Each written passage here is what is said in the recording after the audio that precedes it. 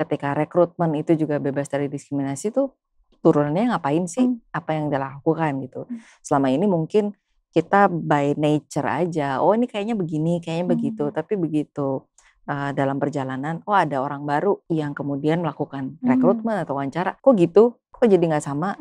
Kok beda? Berarti kan karena nggak ada satu panduan yang kita pakai bersama. Nah itulah dari situ kemudian jadi perlu ada aturan gitu, nggak sekedar mengandalkan pada selama ini baik-baik saja. Di bagian awal perusahaan berkomitmen untuk menciptakan ruang kerja yang nyaman dan aman. Kayaknya nggak ada isu ya di situ ya. Tapi dengan mata dari seorang konsultan gender jadi yang lebih spesifik, maka dia mengusulkan misalnya bagaimana kalau ditukar aman dulu baru nyaman. Itu mungkin tampak kecil tapi betul gitu kan. Mana nih yang lebih penting buat kalian, nyaman atau aman? Ketika aman kan sebenarnya maka jadi nyaman, bukan sebaliknya mungkin gitu kan. Jadi oke, dari situ. Jadi mungkin kayak kecil-kecil gitu tapi kita juga nggak aware karena kacamatanya beda gitu aja kan. Nah punya tim yang diverse, punya mata yang banyak itu artinya kan punya banyak orang dengan kacamata yang berbeda dan itu akan membantu.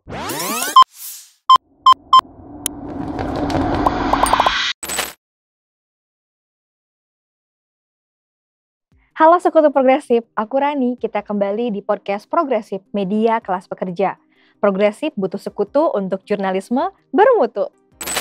Terungkap dalam penelitian Cangkangkur pada tahun 2023 tentang situasi ekonomi kelompok beragam gender, itu diketahui bahwasannya teman-teman ragam gender masih dalam kondisi kerentanan ekonomi yang begitu tinggi. Hal ini disebabkan oleh adanya diskriminasi yang terus menerpa mereka dari masa rekrutmen kerja. Sekutu Progresif, podcast ini merupakan bagian dari serial Kerja Inklusif Gender. Secara spesifik, pada kesempatan kali ini aku bakalan ngebahas tentang perusahaan media yang mempekerjakan pekerja ragam gender. Di mana notabene-nya, di Indonesia itu masih sangat terbatas sekali ruang-ruang kerja untuk teman-teman ragam gender, tak terkecuali di industri media dan kreatif. Hal ini mengakibatkan situasi ekonomi para pekerja ragam gender menjadi sangat rentan sekali. Oke, Sekutu Progresif, kali ini aku udah kedatangan narasumber yang memiliki concern terkait dengan perusahaan media yang mempekerjakan teman-teman ragam gender. Nah, udah ada Mbak Citra di sini bareng kita. Halo Mbak Citra sebelumnya. Kayaknya Mbak Citra udah banyak dikenal sama orang deh. Mbak Citra ini adalah pemimpin redaksi dari kantor berita radio di Indonesia gitu atau KBR. Nah, sebelumnya gimana kabarnya Mbak? Baik. Baik ya. Akhirnya bisa untuk podcast bareng sama Progresif gitu ya, teman-teman Sekutu. Dan langsung aja ke pembahasan gitu ya Mbak, berkaitan sama perusahaan media yang mempekerjakan teman-teman ragam gender di Indonesia itu sendiri kan masih sangat minim ya sebetulnya gitu. Nah tapi sebelum itu aku pengen Mbak Citra memperkenalkan lebih lanjut terkait dengan KBR itu seperti apa. Meskipun menurut aku kayaknya kebanyakan orang di luar sana udah pada tahu juga KBR, tapi Sekutu Progresif, monggo dijelaskan. Oke, dulu memang namanya KBR 68H, tapi sekarang kita pakai brand KBR Media, karena ketika dulu namanya KBR 68H itu hanya kantor berita radio, gitu. Sekarang kan sudah tidak hanya itu saja, tapi juga berkembang ke podcast, ke media digital dan lain-lainnya. KBR berdiri tahun 1999 setelah reformasi. Jadi ide awalnya adalah membuka akses informasi, mendorong keterbukaan informasi dan partisipasi publik. Nah dari situ kemudian kita berkembang, 2018 bikin podcast, bikin ekosistem untuk podcast namanya KBR Prime. Terus kita mengembangkan produk-produk digital yang lainnya. Salah satu yang kemudian karena berkaitan dengan konteks ragam gender, salah satunya produk yang kami bikin adalah podcast judulnya Love Buzz. Love Buzz itu podcast tentang cerita-cerita dari teman-teman dari ragam gender supaya ada ruang untuk teman-teman ini menyampaikan cerita dari perspektif mereka. Gitu. Dari segi produknya sendiri udah ketahuan nih, maksudnya dari KBR sendiri memiliki concern gitu ya terhadap suara-suara dari teman-teman ragam gender. Nah, aku pengen tahu lebih lanjut lagi terkait dengan internalnya KBR itu sendiri, kira-kira seperti apa sih kebijakan yang dimiliki oleh KBR berkenaan dengan kesetaraan pekerja ragam gender di dalamnya? Oke. Terkait kebijakan, maka di KBR itu punya namanya Peraturan Kerja Bersama. Peraturan Kerja Bersama atau PKB itu adalah peraturan yang disepakati antara perusahaan, manajemen dengan serikat pekerjanya. Jadi ini dibikin bersama, ini bukan peraturan perusahaan aja yang dibikin perusahaan lalu untuk semua, tapi ini dibahas bersama dengan serikat pekerja. Dalam PKB itu ada bagian yang memuat soal hak dan kewajiban pekerja dan pengusaha, perusahaan gitu ya. Dari situ ada soal keberagaman gender, bebas dari diskriminasi dan sebagainya itu ada di bagian soal hak pekerja dan kewajiban perusahaan gitu. Jadi memang di situ kita state bahwa ada hak bagi pekerja untuk bebas dari diskriminasi atas gender dan lain-lain. Begitu juga di perusahaan menyediakan tempat kerja yang aman, terus kemudian juga memastikan semua proses misalnya rekrutmen, promosi dan sebagainya itu tidak memiliki aspek diskriminasi itu gitu. Itu PKB. Lalu kemudian ada turunan aturan yang kemudian kami bikin. Dua yang kami luncurkan di akhir tahun 2024 ini adalah SOP soal pencegahan dan mengatasi kasus KS di tempat kerja, lalu juga SOP untuk rekrutmen yang inklusif gitu. Ini kemudian dirasa perlu karena rasanya kalau dalam tanda kutip mengandalkan budaya saja, kita kan sudah saling menghargai misalnya gitu ya. Kenapa perlu ada aturan? Jadi perlu karena orang kan datang silih berganti dengan pemahaman yang berbeda-beda.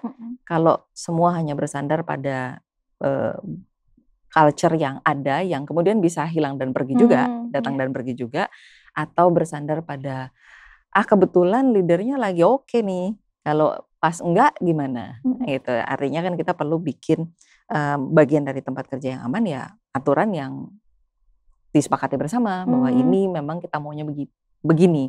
Apa sih yang kita maksud dengan misalnya bebas dari diskriminasi itu persisnya apa? Ketika rekrutmen itu juga bebas dari diskriminasi itu turunannya ngapain sih? Apa yang dilakukan gitu. Selama ini mungkin kita by nature aja, ini kayaknya begini, kayaknya begitu. Tapi begitu dalam perjalanan, ada orang baru yang kemudian melakukan rekrutmen atau wawancara, kok gitu? Kok jadi nggak sama?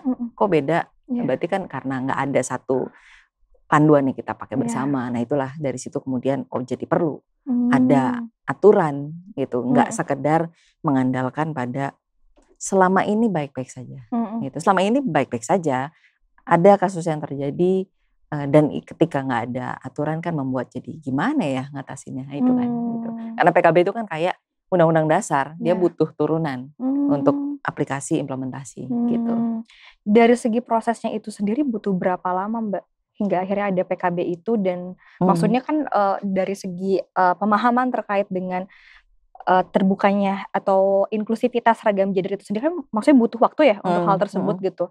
Apalagi KBR udah ada dari tahun 99. Nah itu gimana sih perkembangannya gitu hingga akhirnya memutuskan untuk seperti itu? PKB itu udah didorong dari manajemen sebetulnya juga. Ayo bikin serikat, ayo bikin PKB. Jadi dorongannya justru dari manajemen dulu, justru dari foundernya KBR. Ayo kita harus punya PKB, kita harus punya serikat. Gitu. Berarti ada serikat pekerjanya juga? Ada serikat pekerjanya juga, karena PKB kan dibikin antara manajemen dengan serikat pekerjanya. Gitu. Jadi memang dari awal didorong untuk bikin itu. Aku sebetulnya nggak terlalu terlibat ketika bikin PKB dari awal gitu ya. Tapi pengetahuan itu kan juga bertambah ya. Mungkin dulu hanya cuman general aja bilang bebas dari diskriminasi. Tapi kita kan pada tahun 1999 belum kenal istilah ragam gender misalnya gitu kan. Tapi kita ada bebas dari diskriminasi dan kemudian perlu diturunkan gitu. Bagaimana sih kita menafsirkan itu gitu. Karena lagi-lagi sih sebenarnya challenge-nya dulu mungkin aku karena pengetahuan aku juga berkembang kan. Sebagai leader, sebagai anggota dari perusahaan, dari sekian tahun aku di KBR itu kan pengetahuan juga bertumbuh dan berkembang. Jadi dulunya aku pada posisi kayaknya baik-baik aja gitu ya.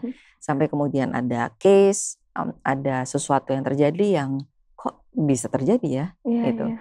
Dan ketika nggak ada panduan yang lebih rinci dari turunan dari PKB itu, jadi perlu nih berarti gitu.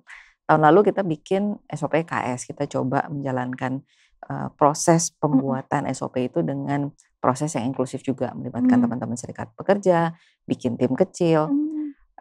Proses inklusif memang tidak pernah mudah kan, gitu. Pasti dia akan lebih panjang karena harus merangkul banyak orang. Tapi itu bagian dari proses dan itu pilihan aja, gitu kan. Ya bisa aja dibikin aja, kita bikin SOP nih, terus so much for inclusivity kan, kalau kayak gitu kan sebetulnya kan. Nah jadi proses diskusi dengan tim kecilnya juga memperkaya diri dengan ikut training ini supaya bisa memperkaya pembahasan di dalam SOP ini juga akhirnya baru kelar setahun. Oh setahun, itu. Berarti kemarin untuk bikin 2024 itu bikin aneka rapat bersama si tim kecil untuk bikin SOP KS. KS itu kan juga sebuah pengetahuan yang bertumbuh terus kan, pengetahuan orang sampai mana, soal apa, gimana segala macam gitu. Nah dari proses itu sebetulnya salah satu yang kemudian disadari adalah ya orang kan punya pemahaman beda-beda gitu. Apakah salah? Ya kan orang starting pointnya arah hidupnya mulai dari mana? Kita kebetulan aja ketemu di sebuah kantor bernama KBR, gitu kan. Arah jalan kita beda-beda, artinya pemahaman beda-beda, biasnya beda-beda, dan ini perlu di-address gitu. Orang nggak sadar kan, namanya kan unconscious bias kan, or bias yang tidak disadari. Ketika nggak sadar kan, iya nggak sadar aja kalau dia mungkin keliru gitu. Jadi tahun ini sebagai tindak lanjut dari si SOP itu, kami akan bikin kayak semacam pelatihan di internal soal pemahaman basic dulu soal GEDI, Gender Equality, Inclusivity, and Diversity. Jadi biar SOP itu kan one thing. Kalau yang dicakup dalam SOP itu nggak punya pemahaman soal GEDI sendiri kan juga nggak ketemu jadinya. Gimana supaya SOP ini works, berhasil, berguna, itu udah susah dibikin, masa nggak berguna sih, gitu kan. Nah untuk itu kan orang yang dilindungi lewat SOP ini kan juga perlu paham, gitu ya. Kita sama-sama belajar soal itu, gitu. Berarti tantangannya itu sendiri sebetulnya datang dalam artian untuk bisa memberikan pemahaman kepada pekerjanya. Dalam hal ini seberapa besar sebetulnya keterlibatan misalkan dari teman-teman pekerja ragam gender yang ada di KBR itu sendiri mempengaruhi regulasi atau kebijakan yang ada di KBR saat ini? Nah di KBR belum ada pencatatan dengan basis ragam gender, gitu. Masih pencatatan tradisional jenis kelamin laki-laki dan perempuan, gitu. Tapi belum ada yang kemudian mengadres isu itu. Paling kemudian dari diskusi, dari obrolan kita tahu. Tapi apakah itu tercatat secara formal? Enggak, gitu. Tapi kita tahu. Gitu. Kemudian dari diskusi ketika proses pembuatan itu memang melibatkan gitu untuk memperkaya perspektif juga gitu, dan dari tim kecil aja kelihatan bahwa memang perspektifnya beda-beda. Ada yang nggak tahu kan bukan berarti nggak peduli, ya nggak tahu aja gitu, kebetulan dia nggak tahu, ketika jadi tahu kan jadi oh ya ada pengetahuan baru yang baik untuk semua gitu. Ya berarti jadi tetap ada terlibat gitu ya, terbuka gitu terkait dengan penyusunan dan lain sebagainya. Nah kalau sejauh ini apa saja yang didapatkan atau dirasakan oleh KBR itu sendiri ketika membuka ruang kerja yang inklusif terhadap siapapun gitu, termasuk kelompok ragam gender di dalamnya? Berbagai penelitian kan memang juga bilang ketika tempat kerja tuh inklusif maka dia akan lebih kaya ide, kaya perspektif itu segala macam ya. Kita coba lihat juga di dalam newsroom, ketika newsroomnya diverse maka juga ada pandangan-pandangan yang berbeda. Kalau kita aiming untuk diverse audience maka kita perlu ada diverse newsroom juga. Karena kalau enggak kan enggak tercapai nih cita-citanya. Tapi di sisi lain kita juga lihat bahwa meskipun kita mencoba membuat newsroom yang diverse, belum tentu itu langsung kelihatan hasilnya, kira-kira gitu. Misalnya kita lihat dari insight atau analytics yang ada di website, maka lebih banyak audiens laki-laki misalnya. Kenapa nih? Apakah kurang banyak aksi kita untuk menunjukkan wajah society yang beragam ini atau gimana gitu. Nah itu coba kita improve, kita perbaiki apa yang bisa kita lakukan. Tapi aku rasa yang paling penting adalah starting point, titik awalnya adalah mengadres ini sebagai suatu isu. Kalau nggak diadres sebagai suatu isu kan nggak diapa-apain. Iya, akan dibiarin gitu Ya, aja. bukan bermaksud buruk mungkin gitu, tapi emang ada masalah gitu. Iya, ada masalah gitu. Mungkin jadi masalah karena kita nggak raise ini jadi isu Iya, gitu. yang akhir. Kalau misalnya kita memang melihat ini sebagai sesuatu yang perlu diperbaiki, maka akan ada effort kan. Tapi kalau ngerasa baik-baik aja gitu ya, ya nggak akan terjadi apa-apa gitu. Nah, senang juga kemudian ketika ide untuk kan bisa saja kan ide dari manajemen misalnya untuk bikin SOP tidak disambut lalu terus orang nggak semangat, itu kan juga bisa terjadi gitu. Tapi untungnya di KBR kemudian memang ada sama-sama punya kebutuhan dan kesadaran untuk kita harus punya ini gitu, untuk mengadres ini sebagai suatu isu, bagaimana implementasinya ya mesti punya aturan. Nextnya kan punya aturan lagi-lagi itu satu hal, tapi kan mengimplementasikannya, memastikan itu berjalan kan juga harus diawasi bersama gitu. Karena itu jadi kerjasama bersama serikat pekerja jadi penting di sini untuk sama-sama memastikan jalannya nih sesuai harapan kita bersama. Gitu. Ya jadi tanggung jawab bersama gitu ya Mbak pada akhirnya gitu kan. Nah kalau dari sisi perlindungannya sendiri kan ada SOP ini gitu. Tapi sebetulnya ketika dalam proses penyusunan SOP tersebut apakah ada mekanisme atau karakteristik khusus gitu perbedaan antara membuat suatu peraturan perlindungan yang berkaitan tadi dengan kekerasan seksual, terus lebih holistiknya lagi adalah perlindungan untuk memastikan ruang aman dan nyaman bagi semua pihak gitu dalam hal ini apapun kasusnya gitu. Itu kayak gimana sih kalau dari KBR Mbak? Misalnya ketika kita bikin SOP gitu ya, perjalanan itu panjang kan, setahun dengan berbagai dinamika segala macam. Kita bikin tim kecilnya saling belajar. Kebetulan aku kan juga di AMSI, Asosiasi Media Siber Indonesia. Pada saat tahun lalu itu kebetulan di AMSI ada program terkait pembuatan SOP untuk perusahaan media, SOPKS untuk perusahaan media gitu. Jadi ada modul yang dibikin bagaimana sih caranya, apa saja yang perlu dimasukkan dalam situ. Modul yang dibikin oleh AMSI itu mengacu pada modul yang AMSI mengadopsi itu dari modul yang dibikin One-IFRA. One-IFRA itu Asosiasi Global Perusahaan Media. Jadi apa aja yang perlu kita masukkan. Jadi ini bagian dari diskusi bersama. Terus kita minta bantuan juga ada konsultan GEDI untuk melihat hasil dari SOP yang dibikin oleh teman-teman tim kecil, ada masukan, tambahan, apa segala macam. Salah satunya misalnya yang kecil tapi penting adalah di bagian awal perusahaan berkomitmen untuk menciptakan ruang kerja yang nyaman dan aman. Kayaknya nggak ada isu ya di situ ya. Tapi dengan mata dari seorang konsultan gender, jadi yang lebih spesifik, maka dia mengusulkan misalnya bagaimana kalau ditukar, aman dulu baru nyaman. Itu mungkin tampak kecil tapi betul gitu kan. Mana nih yang lebih penting buat kalian, nyaman atau aman? Ketika aman kan sebenarnya maka jadi nyaman, bukan sebaliknya mungkin gitu kan. Jadi oke, dari situ. Jadi mungkin kayak kecil-kecil gitu tapi kita juga nggak aware karena kacamatanya beda gitu aja kan. Nah punya tim yang diverse, punya mata yang banyak itu artinya kan punya banyak orang dengan kacamata yang berbeda dan itu akan membantu banyak pihak sebetulnya untuk melihat itu. Dengan melibatkan berbagai macam pihak jadinya kayak asumsi-asumsi sebelumnya kayak ini masih oke dan lain sebagainya tapi ternyata pandangan orang yang lebih tahu akan hal itu ternyata berbeda gitu ya Mbak. Ya kan kita asumsi itu kan cara jalan ninja kita aja gitu kan. Kayaknya gini, enggak. Gitu. Ya, tapi itu menarik sih, maksudnya apakah aman dulu atau nyaman dulu. Karena belum tentu kalau misalkan nyaman dulu belum tentu aman gitu. Karena kalau misalkan aman kan harus berani repot ya sebenarnya. Nah, iya. Harus mendisiplinkan diri.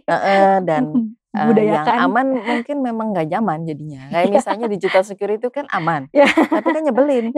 Bikin two-step verification. Aduh gitu segala macam. Cuman ya gitu. Jadi untuk detail kecil begitu kan jadi oh ya benar juga gitu, yang sesuatu yang bahkan ketika udah timnya diverse, ketika ada datang orang dengan kacamata baru, oh benar juga gitu ya, memang perlu yang lebih spesifik gitu kan. Apalagi Gitu. dalam dunia kerja yang orang ketemu setiap hari gitu kan, dan terkait dengan hubungan sosial gitu ya, dalam artian perlu repotnya harus bisa mendisiplinkan diri untuk kayak, ini aman gak kalau gue ngelakuin ini ke orang ini gitu kan, penyampaian dan lain sebagainya, itu suatu hal yang jadi PR ya Mbak untuk dibudayakan gitu ya di kantor gitu dengan adanya SOP tersebut.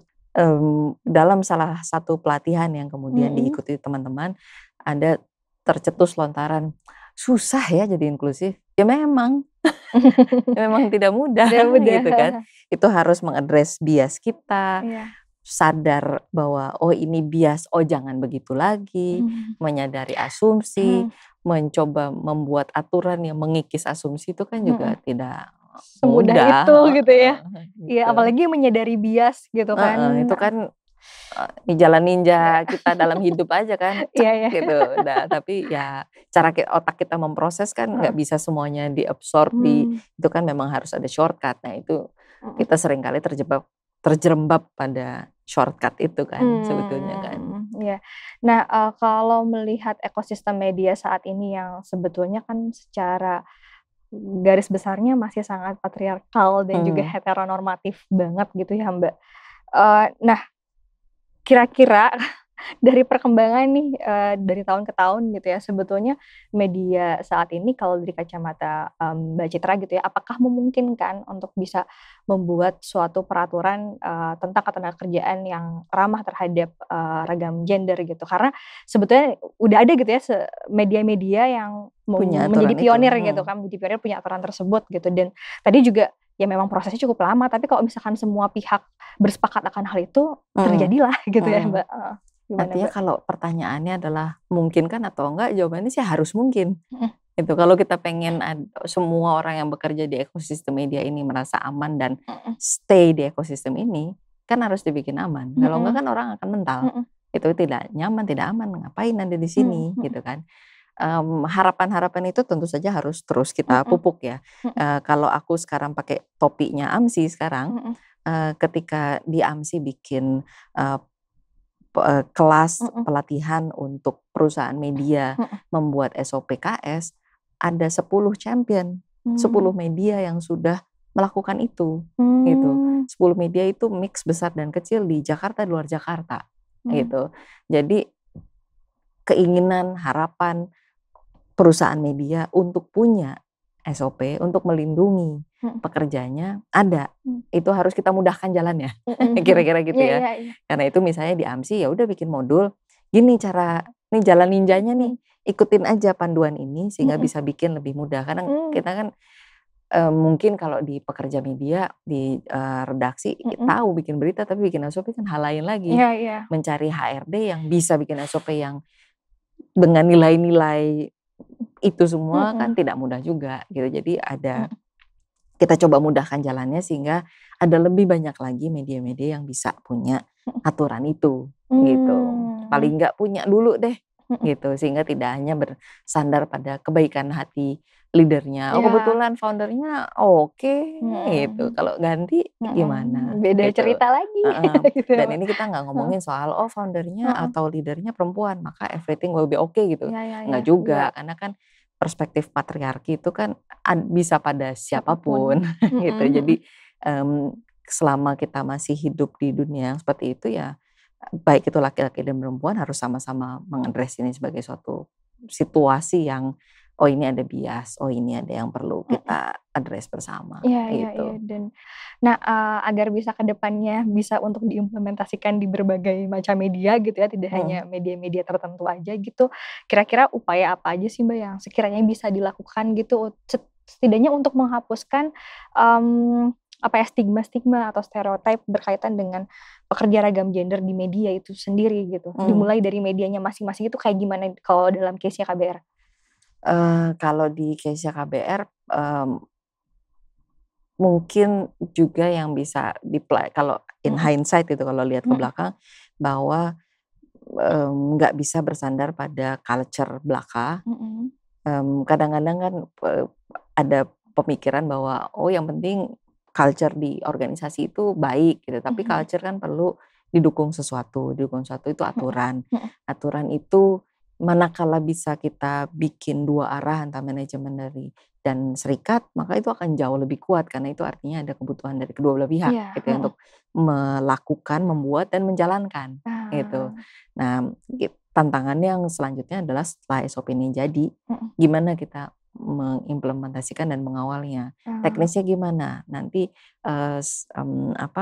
satgasnya akan seperti apa? Satgas kan juga perlu dilengkapi dengan pengetahuan, perlu dilengkapi dengan tools, bagaimana caranya, lalu bagaimana mekanisme untuk memastikan juga selain satgas, HRD-nya juga lebih progresif. Misalnya ketika dalam proses rekrutmen menjadi inklusif tuh artinya apa sih gitu? Apa yang perlu ditanyakan atau nggak boleh ditanyakan?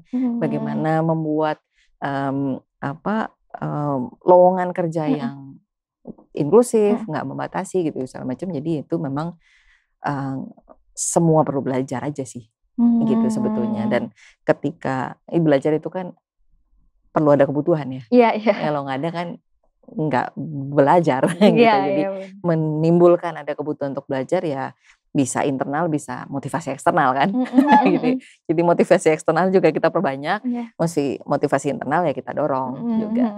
Itu tepat banget sih, maksudnya bukan hanya memikirkan terkait dengan SOP yang ada di internal, terus maksudnya tidak hanya menempatkan untuk teman-teman jurnalis doang, tapi maksudnya semua pihak juga, misalkan bagian bisnis dan lain sebagainya, apalagi tadi HRD ya gitu, karena memang bener banget Mbak di lapangan yang terjadi gitu ya, ketika ngobrol-ngobrol sama teman-teman jaringan komunitas transgender Indonesia itu sendiri, sebetulnya kerentanan yang dialamin itu bukan hanya ketika bekerja, tapi sebelum bekerja dalam proses rekrutmen itu sendiri juga udah banyak blokade yang akhirnya bikin mereka kayak aduh nggak usah deh gitu, nggak lanjut deh gitu kan. Jadi udah karena sudah antipati tersendiri gitu Mas HRD-nya, akhirnya kayak ya mereka memilih untuk nggak lanjutin gitu. Padahal sebetulnya kalau dilihat dari skillnya itu sendiri kan banyak yang mumpuni juga gitu loh, asalkan diberi kesempatan gitu ya Mbak.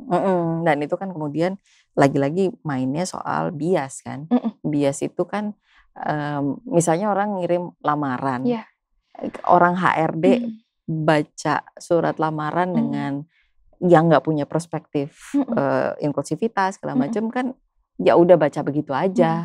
Ketika pengalaman di masa lalunya bilang bahwa enggak, gue nggak suka sama kelompok transgender, maka dia nggak tahu kenapa dia harus nolak ini. Ya udah dia nolak aja gitu, tanpa dia benar-benar tahu. Itu kan artinya enggak, ini harus diperbaiki gitu. Itu kan kemudian kan perkembangan orang cara menulis resume kan juga bergerak terus kan. Sekarang kan trennya nggak pakai foto, nggak nunjukin tanggal lahir, gender segala macam, sehingga orang benar-benar dinilai berdasarkan pengalaman, skill dan sebagainya. Itu artinya kan ilmu pengetahuan juga berkembang, HR, bisnis, newsroom juga terus berkembang. Bagaimana sih merespons situasi ini gitu. Di satu sisi mungkin kita yang menggunakan bahasa Indonesia cukup beruntung karena kita bahasa Indonesia kan nggak ada gendernya kan. Gitu, kita nggak perlu dealing with her, his, apa segala macam, ini addressingnya apa segala macam, ya dia, atau sekarang biar gampang kakak semua gitu kan. Jadi itu satu hal gitu, dan itu perlu dipelajari bersama gitu. Even orang-orang yang mungkin nggak terpikirkan merasa perlu pengetahuan itu jadi perlu gitu. Untuk cerita sedikit, jadi ketika kami bikin workshop itu untuk teman-teman ragam gender, kami melibatkan ada satu staf sekretaris. Itu sekretaris tuh nggak ada dalam bayangan kita soal apa-apa ya. Dia nggak masuk di HR yang perlu dikembangkan, dia nggak bukan newsroom, dia bukan sales, dia kayak gue belong di mana nih gitu kan, untuk penguatan kapasitas misalnya. Tapi dia terlibat dalam project karena dia harus menghubungi teman-teman ragam gender itu sebagai peserta. Nah itu kan dia juga struggling, gimana manggilnya gitu. Itu dia juga mengalami kebingungan, tapi proses itu membuat dia bertumbuh. Oh gini ya gitu. Oh ternyata baik-baik aja, ya emang gitu kan. Tapi kan orang perlu ketemu ngobrol. ngobrol lihat Lihat nih langsung. bendanya nih ada nih di depan muka gitu Iya, kan. iya, iya. Dan emang nggak apa-apa, itu Iya. bisa dipegang gitu, maksudnya nggak terus iya kan ini kayak kita takut gelap aja lah Ya, gitu kan, karena kita nggak tahu ya, itu di situ ada apa gitu. Heeh. Ketemu, lihat, berinteraksi, oh gini ya, gitu. Jadi dari contoh kecil itu menunjukkan bahwa memang semua orang perlu diberi ruang untuk bertemu orang lain aja gitu. Kalau nggak punya pengetahuan aja gitu. Tanpa bermaksud dia jadi orang jahat, buruk, mendiskriminasi orang lain, mungkin semata-mata karena nggak pernah ketemu aja. Untuk coba berikan ruang atau ciptakan ruang untuk sama-sama berdialog gitu ya Mbak. Tapi ketemu orang yang berbeda dengan dirinya kan juga nggak selalu mudah kan. Tantangan. Kalau dia memang nggak tipe mainnya jauh gitu kan, ya memang ya nggak ketemu aja, aja gitu. Lagi-lagi tanpa bermaksud buruk gitu kan. Tapi itu kan artinya dia misalnya motivasi internalnya untuk belajar soal ragam gender zero. Kenapa gue mesti belajar biasa-biasa aja gitu.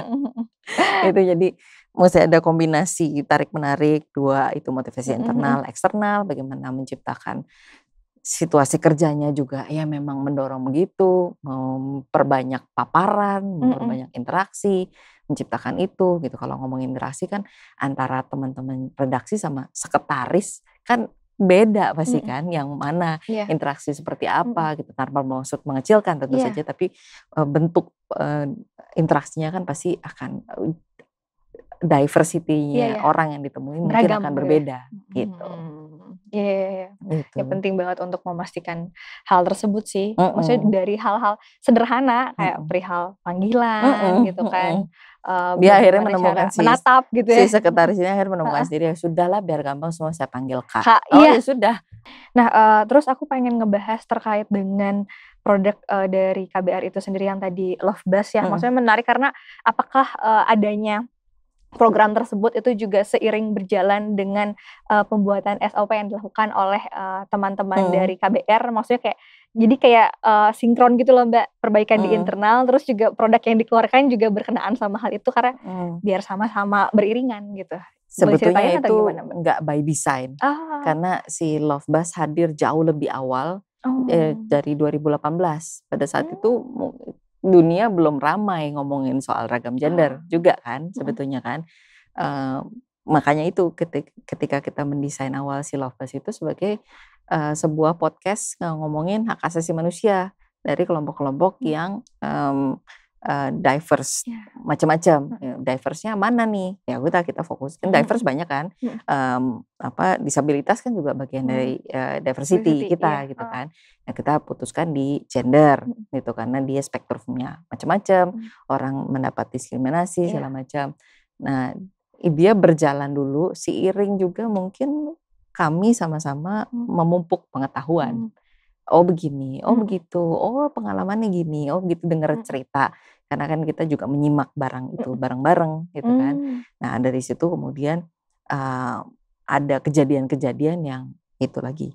Memang harus ada aturan, nggak sekedar bersandar pada kayaknya jangan gitu deh, nggak bisa gitu kan. Kayaknya jangan atau mestinya, itu mestinya menurut siapa ya kan mesti dibikin sandaran hukum aja gitu kan, turunan dari si PKB itu gitu. Lantas ketika ada sesuatu bagaimana kita harus meng-approach-nya, bagaimana HRD harus bersikap ketika misalnya ada seseorang yang di call out karena dia gay misalnya. Gimana nih?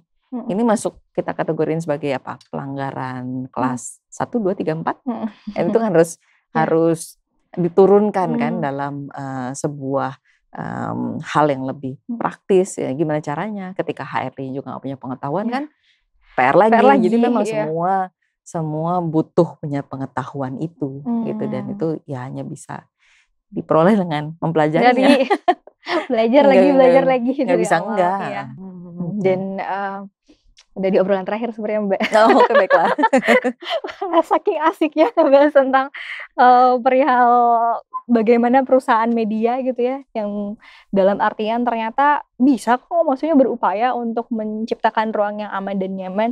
Salah satunya dengan membentuk lingkungan kerja yang oke itu gitu kan, dan kemudian lahirnya SOP gitu, karena nggak bisa, tadi kata Mbak Citra diulang berkali-kali juga ya, kayak nggak bisa katanya, mestinya, karena Katanya kalau kayak gitu siapa? nggak ada pakem ya Mbak ya, Heeh. gitu kan, nggak ada pakem dan konsekuensinya mungkin akan dianggap sepele juga gitu toh pun pada akhirnya gitu kan. Apa harapan dari Mbak Citra itu sendiri gitu ya, agar perusahaan media ke depannya bisa menerapkan kebijakan yang berkenaan dengan kerja inklusif gender gitu, apalagi terhadap pemangku kepentingan atau kebijakan itu sendiri gitu, karena kalau dalam case KBR tetap sudah dimulai dari kepalanya gitu ya, maksudnya tuh Dari dari awal. awalnya tuh emang udah langsung mendorong menekan ke bawah untuk kayak yuk gitu, dari top to bottomnya tuh oke gitu kan. Nah gimana kalau Dan dari Mbak disambut Citra? juga oleh Pekerjanya serikat gitu kan, pekerjanya, itu iya. kan artinya memang it takes two to tango ya di situ gitu, kalau enggak kan nggak jalan gitu kan. Misalnya ketika dulu kita bikin SOP terus mau bikin tim kecil mengundang serikat pekerja, terus Iya. serikat pekerjanya bodo amat, itu bisa terjadi Jadi, gitu ya. kan.